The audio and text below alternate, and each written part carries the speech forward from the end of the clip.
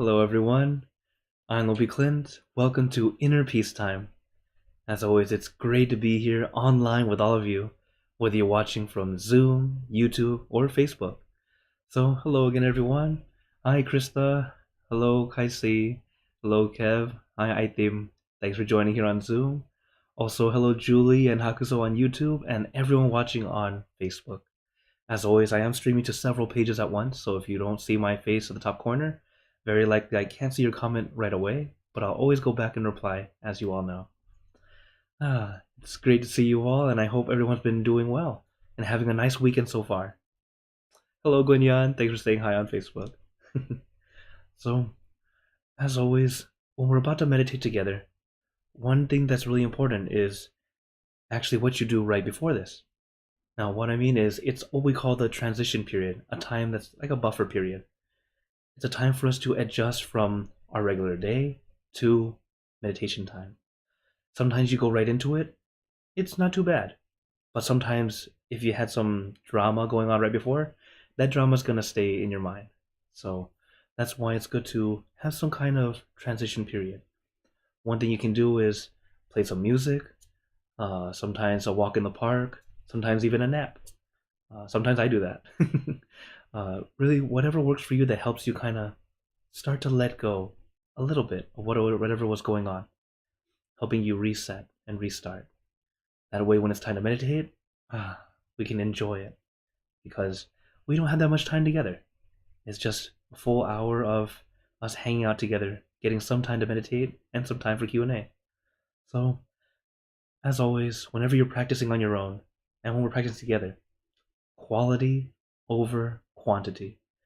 Because if you work on trying to get a lot of quantity, a lot of duration of meditation, that's great. But at the same time, if you're just forcing yourself to do it, I gotta reach that goal of 1 hour a day. And then you're not comfortable, you're not finding any peace. You're pushing too hard. That's why I say if a duration, do it a little bit smaller goal, but the bigger goal is good quality. Feel good, not look good, okay? So as we practice together, remember that. Take your time, take it easy. Enjoy, not endure. And hello, Wendy and John. Thanks for joining in. So, as always, before we meditate, make sure we get into our perfect position, as in the position that feels perfect to you. And when you're ready, gently close your eyes. Take in a deep breath. Breathe in the cool, calm, relaxing air. And breathe out all your worries, thoughts, and responsibilities. Just let it all go. Forget about it for the time that we are meditating.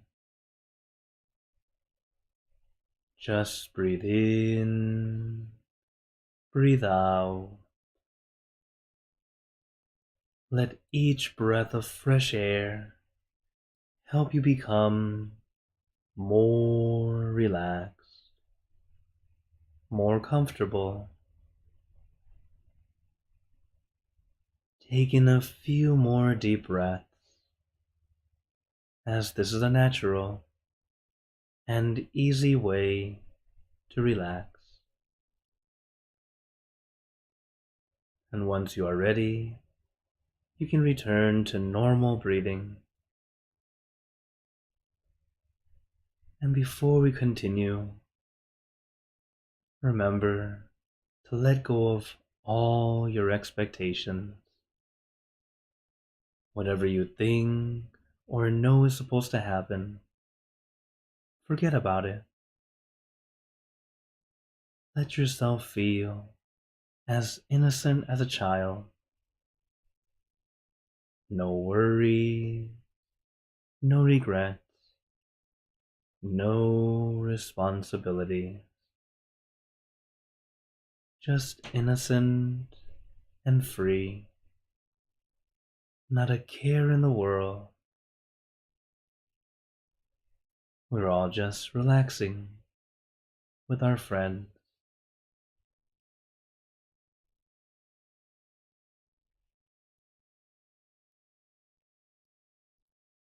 And to add to your relaxation, let us do a body scan. Relaxing from the top of your head down to the tips of your toes. And remember, don't rush, don't force. Take your time.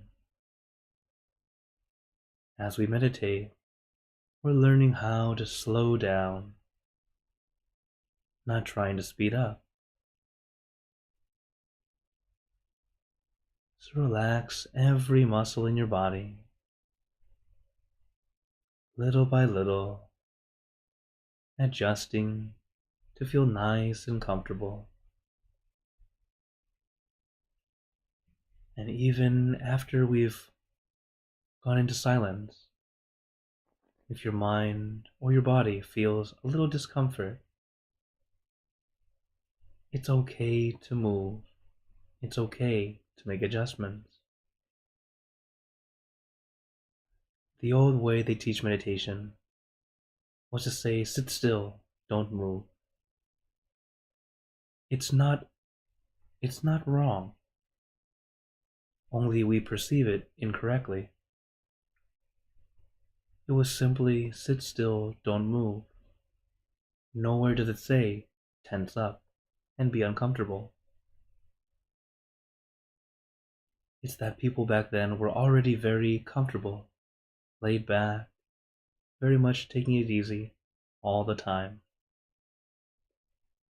As a meditation, we need balance of relaxation and awareness. So since they had relaxation down very well, what they were missing was awareness. So they added that focus. And a good way to help focus was to focus on the body, to keep it still and not move. But even as they did that, they were not tensing up. They continued to feel comfortable while they stayed still. And nowadays, in this generation, we tend to think a lot, have a lot of awareness, focusing on a bit too much. And then we have forgotten how to relax. We tend to be impatient, expecting everything to happen instantly. So as we are practicing, my master, realizing that we're all doing this, reminding us all to relax first. It's not being lazy. It's not a waste of time.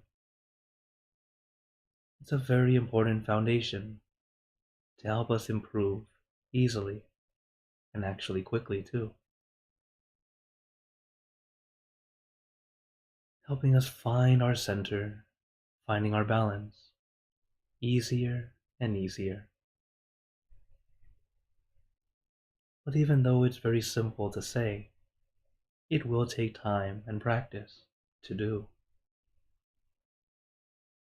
So don't rush, don't force. Meditation should never feel like work. It should feel like a mini vacation, an opportunity to relax your body and your mind. And when your body and mind get this much needed rest, even if it's very short, you can find yourself feeling very refreshed very quickly. Sometimes even better than going to sleep.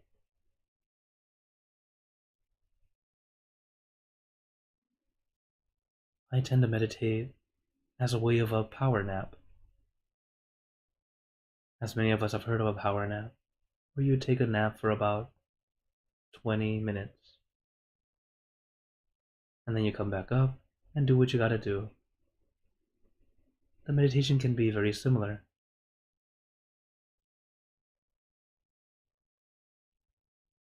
So instead of allowing your body to relax only, you're also allowing your mind to begin to relax also,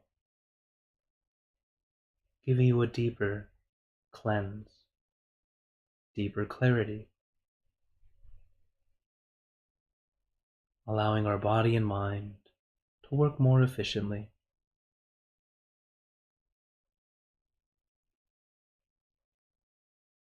So as we practice together, it's our opportunity to really go in deeper as best we can.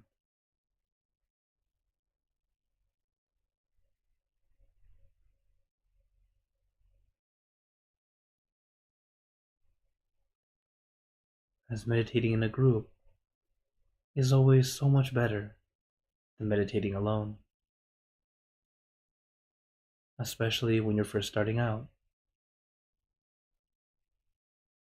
The reason for this is that when we meditate alone, we have to do all the work by ourselves. It can be quite challenging. Similar to playing tug of war, where it's just you in the team. It's not impossible, but it's very challenging. Compared to meditating in a group, it's like a whole group of you is playing on your team in tug of war. Everyone does a little bit, and we can win.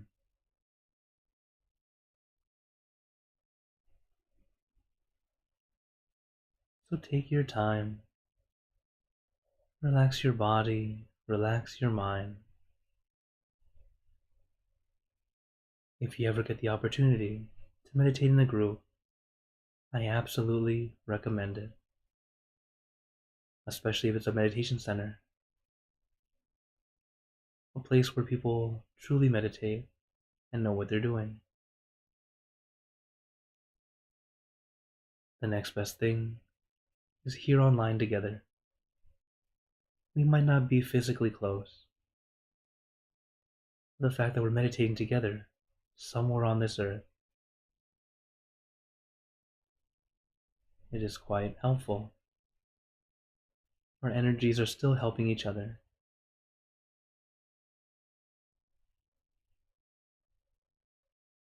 And then as you're practicing alone, you can still reach this same power, this same energy. It just might take a little bit longer, but that's okay. As we practice, it gets easier and easier. You'll find yourself feeling peace or feeling centered more often, able to center easier.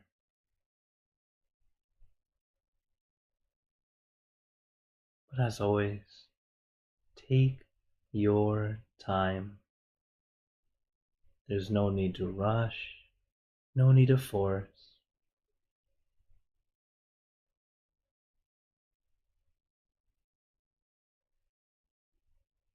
And of course, if your mind does begin to wander, as it naturally does,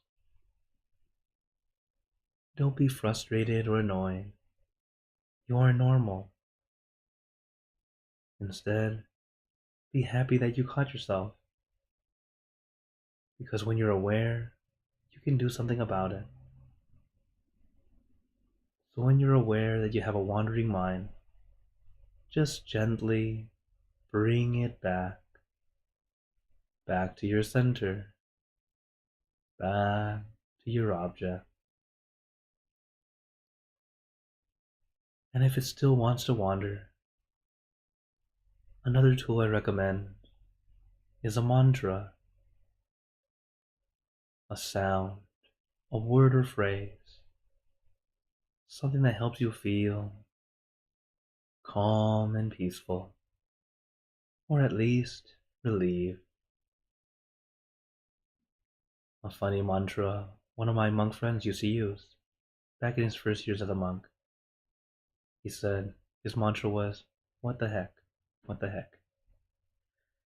A bit silly, but it was one thing that worked for him at the time. Your mantra and your meditation object are your personal tools. There's no wrong, there's no right. It's just what's comfortable and right at the moment. Although, I do recommend something more neutral, slightly positive. It tends to be much more sustainable. This way, you'll continue to go inward rather than unintentionally pulling your mind back outward. An example of this is, suppose you like to visualize your cell phone. It might be very easy to visualize because most of us have it with us almost all the time. The problem with your cell phone is, as you visualize it and see your imaginary cell phone, suddenly you start to have imaginary notifications. And you start to think about this, think about that, turning your meditation session into a thinking session. And while the word meditation means to think in the English dictionary, the act of meditating is actually practicing not to think, to allow our mind to be clean and clear. Because when our mind is clean and clear, in that clarity, we can find the solutions to any question we might have. The important thing is, allow our mind to be clean and clear. It's not quite time to think yet. It's time for us to clear the table, allow our body and mind to release and relax.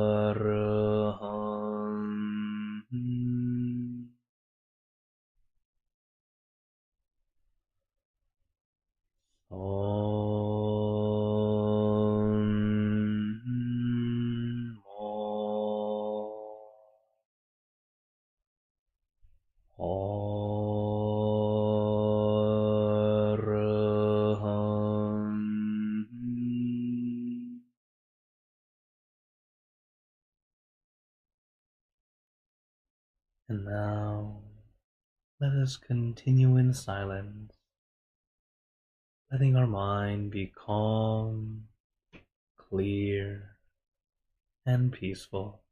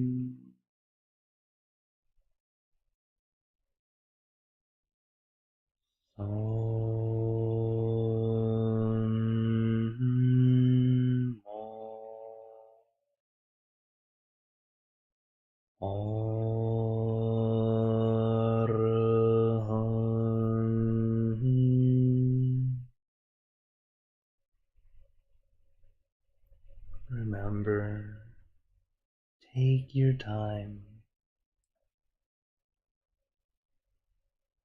You don't have to be perfect. You don't have to rush or force. Meditation is a practice. It's something we practice daily or as often as we can. That way we gain the wonderful benefits of meditation. But as we practice, we also need to practice correctly. Not to force, not to push. It's a mini vacation. It's not supposed to feel like work. Take it easy. Take your time. Even though it feels a bit lazy, we all deserve a little break. I know you all work very hard. You all have busy schedules. There's always something to do, something to fix, something to overcome. But this is life. There are always challenges. But we always face those challenges, even if we had to backtrack first. Little by little, we overcome, we push forward. But before doing that, we need to learn to slow down, take a break, giving us that time for clarity. As I mentioned earlier, within that clarity, we find our solution, a way to help us overcome or remedy whatever situation. So take your time, relax your body, relax your mind.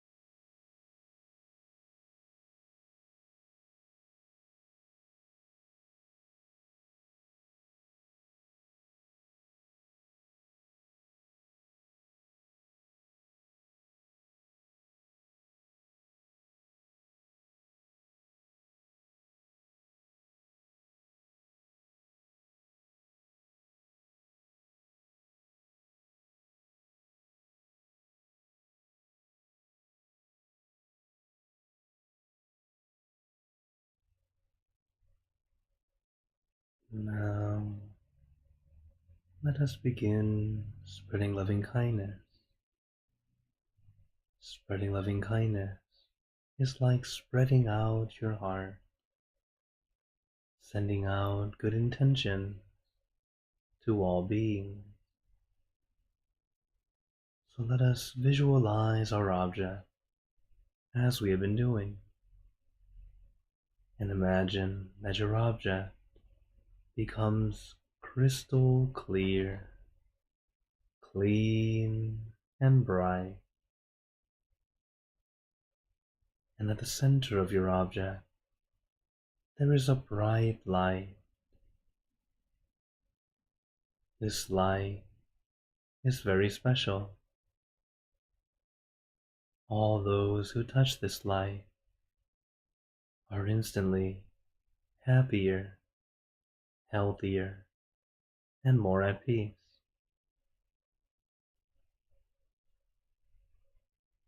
So we let this light illuminate our body, filling our body with light. Then let this light shine out from you, filling the room. And let this light spread far and wide, filling the city and the surrounding city, filling the state or province and the surrounding states or provinces, filling the country and the surrounding country, until filling the entire world, and now throughout the universe. Thinking of your loved ones, your family, your friends, your close and distant relatives, your co-workers, acquaintances, all the people you know, and all the people you don't know, to all sentient beings, all the animals in this world, and even thinking to the heavens, to our friends and relatives who have passed away, wishing well for every one of them. And as we are spreading loving kindness, let us make this wish together, for us all to be happy, healthy, wealthy, successful, to gain wisdom, attain enlightenment, for world peace. Let us take a moment to make our own good wishes.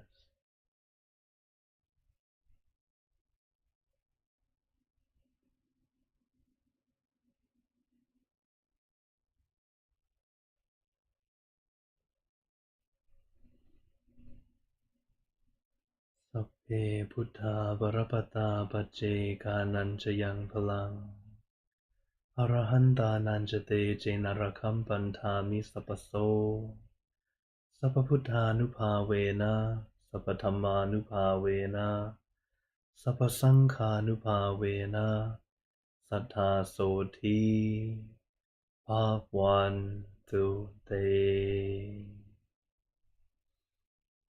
And now, very gently and at your own pace, opening your eyes.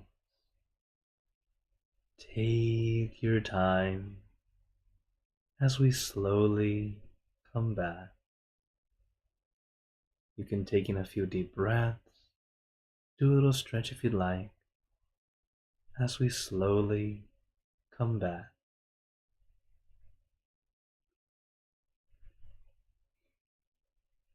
How's everyone feeling?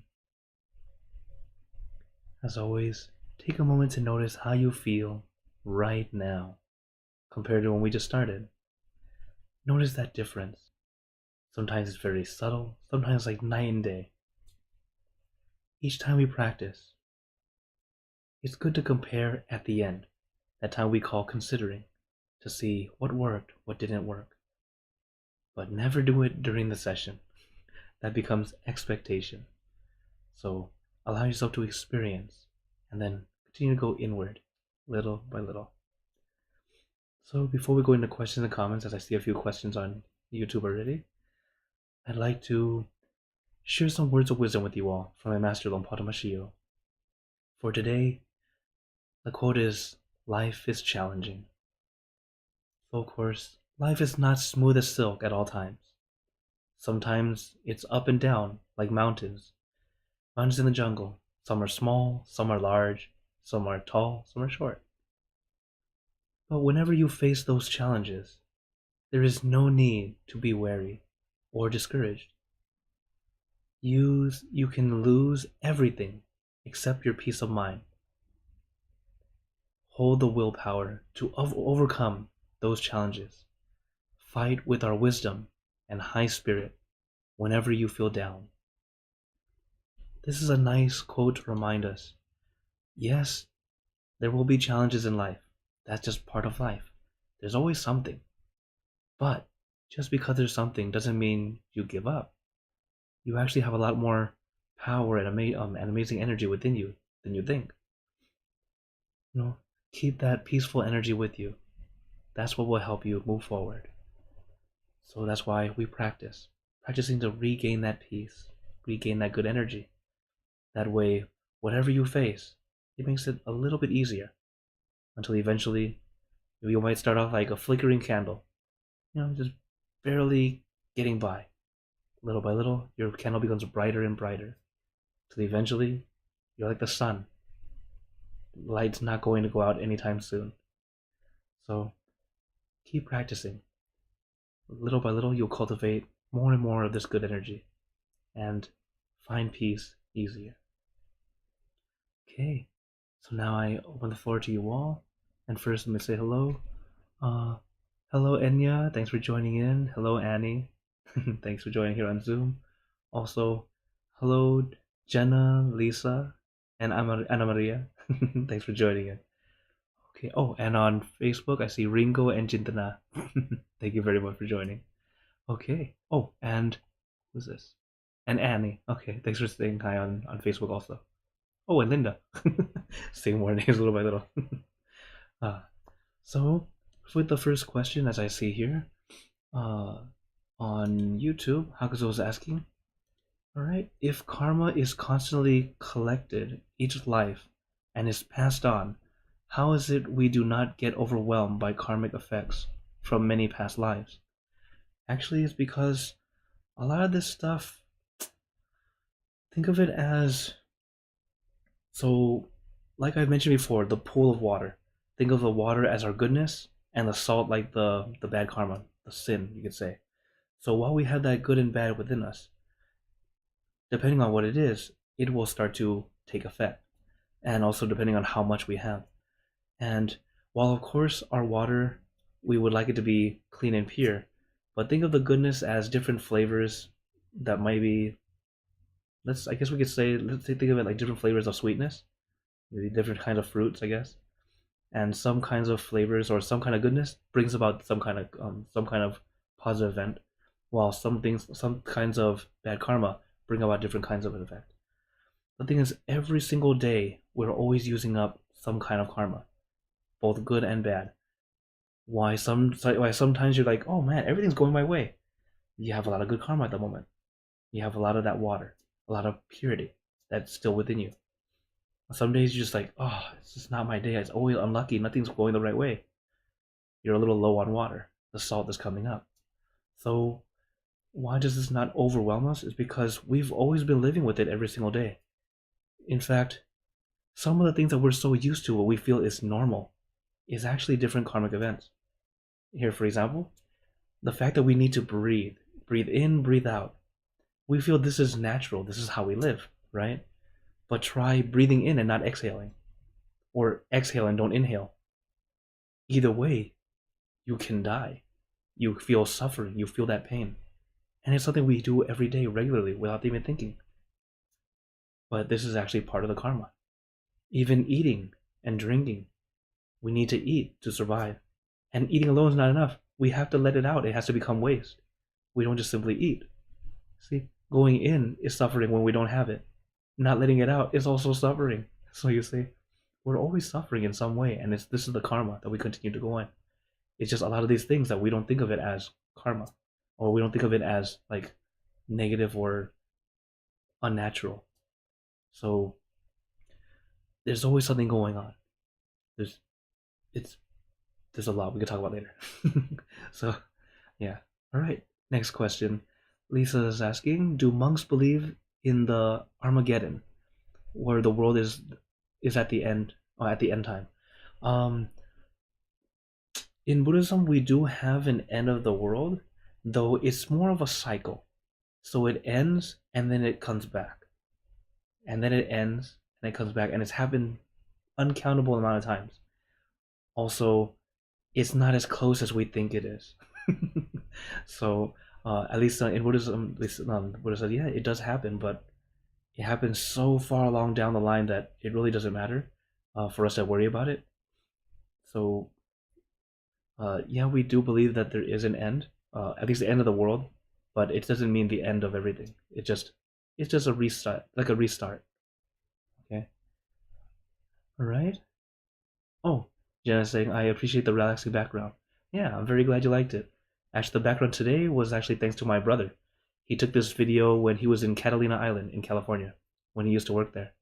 So it's just some nice rolling waves, and I turned it into a loop. So yeah, I'm glad it was helpful. Okay. Uh, okay. Any other questions or wonders tonight or today? I'm so used to late night. And of course, you can always contact me on my QR code through email, text, etc. I use a lot of different things. I like to make it easy for you guys to contact me. Also, my schedule this upcoming week, it'll be as usual Monday, Wednesday, Friday, and then Saturday, of course. Although, as you guys know, I'm currently in Atlanta, Georgia. I'll be going back to Canada on Thursday, and then Friday will be our new moon meditation. So it's our night, very similar to full moon. As this is just my little schedule I made for fun, where it shows both the full moon nights as well as the new moon nights, where we have our meditation sessions here. And new moon is our gratitude night, the night that we come together to uh, honor those who have passed away and share that loving kindness with them all. So feel free to join in if you like at the same time as late night. That's why it's on Monday, Wednesday, and Friday. Okay. So looks like no other questions. No problem. Sabai, sabai. Also, if I'm also thinking I might start making some short clips of people's questions if they would like. You can also send me an email and I'll quite literally reply to it in a video, and then it could be your little thing if you like.